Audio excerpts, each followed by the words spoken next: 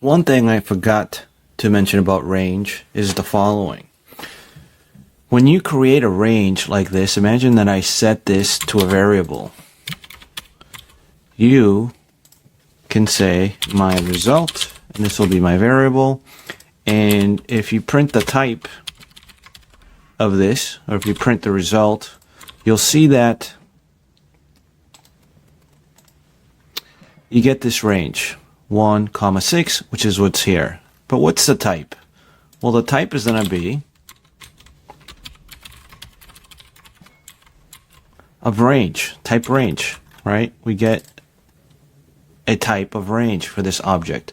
Now, what's the beauty? And by the way, I could remove this. This is in the regarding the previous video. We don't need that anymore. So I'm going to keep things simple and just show you that this is what we generate with this range code in line number 1 and 2. And this is what we print when we print this object, my result.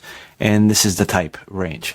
Now what I want to show you is that you could cast this over to a list. And if you cast it over to a list, you can print my result and you can print the type, and you know it's going to be a list, and it looks like this.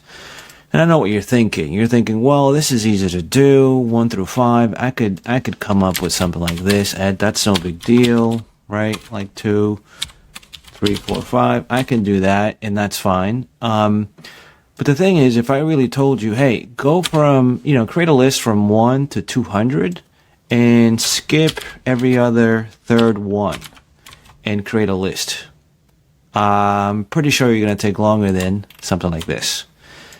And this gets it to you right away.